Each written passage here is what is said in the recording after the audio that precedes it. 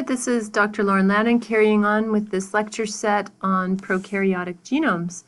So the question I want to address here is, how does the topological state of the chromosome affect the organism's biology? And of course, the topological state, that means like the architecture or the shape of the chromosome. And the organism in this context is a prokaryotic organism. So let's take a look at this link. Bear with me a little bit. So this takes us to an article that was published a few years back, and it made quite a splash. And the title of the paper is Conversion of Commensal Escherichia coli K12 to an Invasive Form via Expression of a Mutant Histone-like Protein. This is a paper by authors Coley et al., and it came out in an open access journal called MBio. That's a relatively new journal put out by the American Society for Microbiology. Quite a good journal. So what does this title mean? Commensal E. coli means E. coli, a type of E. coli that lives on and in humans as part of their normal microbiome, not causing disease. So this is a really harmless E. coli. In fact, K12 is an E. coli strain that we use for teaching purposes all the time. You should be able to drink this stuff, and it shouldn't hurt you. But this paper is saying conversion of this harmless form to an invasive form through expression of a mutant histone-like protein. So you should be recognizing some words here, right? Invasive, well, an invasive form of a bacterium, that's generally not a good thing to have. It means it can invade the body and get into places that it's not supposed to be, like tissue and blood that should be sterile normally. So this means disease causing, okay? And then a mutant histone-like protein. Histone-like proteins are also often referred to in bacteriology as non-histone proteins. So these are proteins that look like histones. They act by interacting with DNA, but they are not histones, which are only found in eukaryotes. So I just told you in the a few moments ago in this lecture set that histones are really important in compacting DNA in order to fit chromosomes into the shape and size that a cell has. So what this title is saying is that if you mutate one of these proteins, you will be able to change something harmless into something harmful. And that's why this paper was really kind of a big splash.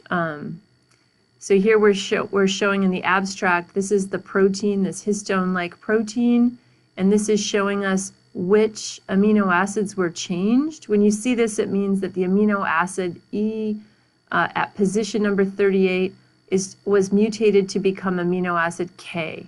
Okay, the V at position number 42 was mutated to become L, valine to leucine. I forget what E and K are, but that's the nature of the mutation that happened. And if you change just that one amino acid in this one protein, you get a major change in the organism. The organism stops being harmless and it starts being harmful.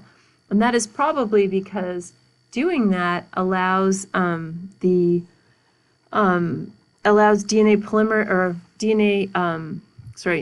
polymerase to access genes in different ways when the shape of the chromosome changes, and that means that potentially harmful genes could be expressed, changing the biology of the organism. So just one little change, radically different organism behavior.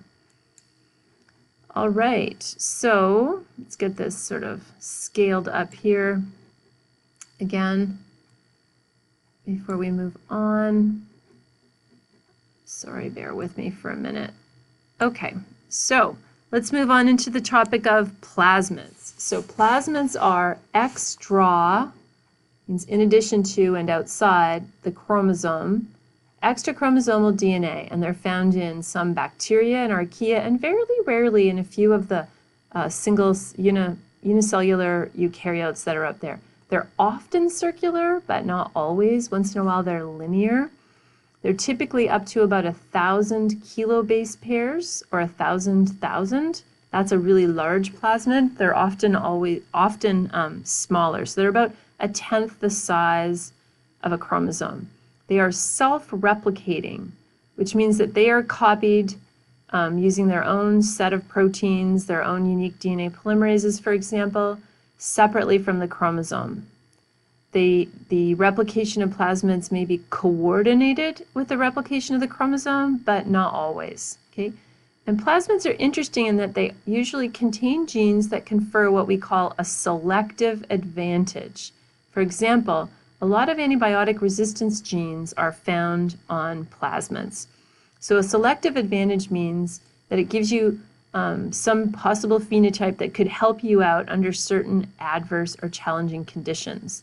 So what we'll never see are what are called housekeeping genes on plasmids. So plasmids won't contain, for example, the genes necessary to do aerobic respiration or any other kind of respiration. They won't contain the genes for DNA polymerase, those essential housekeeping functions involved in metabolism and cell division. They'll contain extra features. They might be necessary to survive a lethal environment of one type or another, but they're considered selective genes rather than essential housekeeping genes.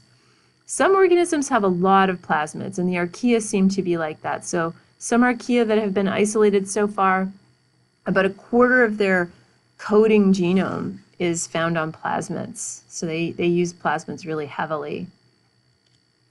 There are a lot of different types of plasmids. So shown here are 5 different types of plasmids. Fertility plasmids, or the F plasmid, they are important in a kind of horizontal gene transfer that we will discuss called conjugation.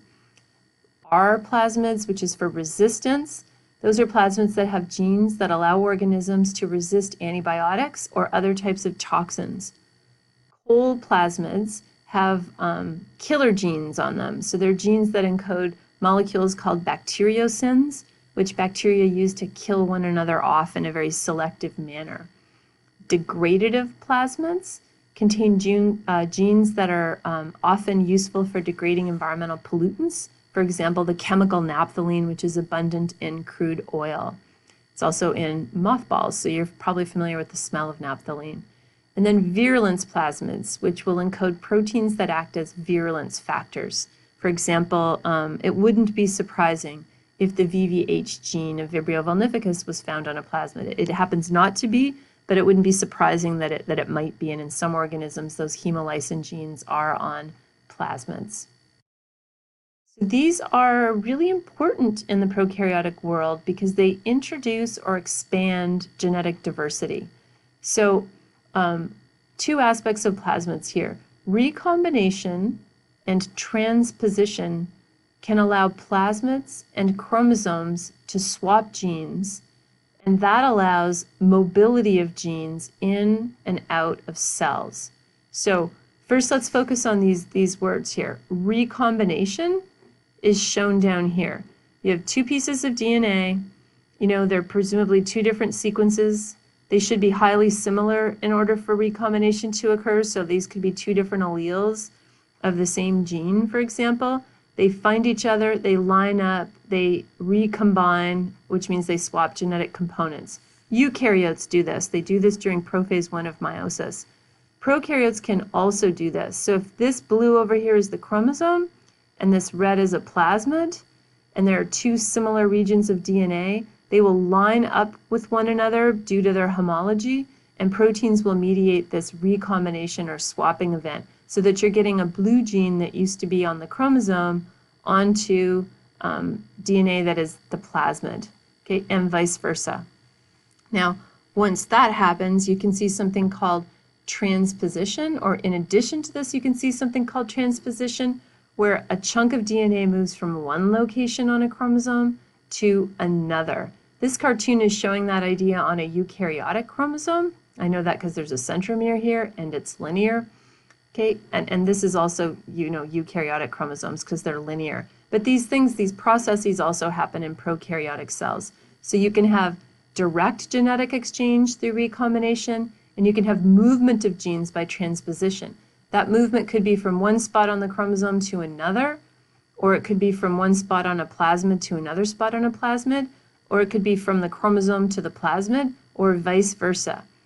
Now, if you combine that mobility from recombination, mobility from transposition, with a third kind of mobility, which is the ability of plasmids to move from one organism to another through two processes, transformation or conjugation. These are two kinds of horizontal gene transfer events that we'll discuss in class. Then that means that essentially a lot of genes can move from one organism to another in microbial communities of bacteria or archaeal cells. So let's talk about that a little bit. All right, we just talked about plasmids, right? Plasmids, I defined what they are. I told you about 5 different kinds, and I made the point that they are extrachromosomal. I also talked about the fact that plasmid DNA can move from the plasmid to the chromosome, from the chromosome back to the plasmid, and on the chromosome it can move from one cell, which is one organism, to another organism through 2 possible horizontal gene transfer processes. Now let's pull back from those little trees a little bit to something that's more like the forest you should be familiar with, okay? And that's cell division. We just talked about this in class the other day too, and you've talked about this in many classes before. So here is a cartoon that is showing a bacterial cell over here, and it is going through the process of cell division to form 2 new daughter cells. This is called binary fission for the majority of prokaryotes. And these stages 2 through 5 are showing the different stages of binary fission. Here's the chromosome, here's a plasmid, the chromosome is being replicated. The 2 new chromosomes are pulled apart to the poles of the cell. Note that the plasmid has been replicated at the same time, so its replication was coordinated with chromosome replication. And note that here we've got an even division of the plasmid as the cell goes through cytokinesis, so that these 2 new daughter cells each have an intact chromosome and a plasmid, an intact chromosome and a plasmid. I'm going to point out that that doesn't always happen, but it can, so this is realistic. Genes that were here were transmitted to these daughter cells through cell division, and that's called vertical gene transmission, parent to offspring, okay? Parent to offspring happens during binary fission in prokaryotes, happens during mitosis in eukaryotes, and it also happens as a result of sexual reproduction in eukaryotes. Now, what's cool about prokaryotes is this is not the only option for gene transmission. Prokaryotes also have something called horizontal gene transfer, which is also referred to as lateral gene transfer, side to side. That means from one cell to another cell that is not offspring. Horizontal gene transfer is the transfer of DNA from one cell to another cell that is not the first cell's offspring, okay? And there are 3 modes of horizontal gene transfer: transformation, conjugation, and transduction. This cartoon is showing 2 cells and a virus, and they're doing all 3 at the same time.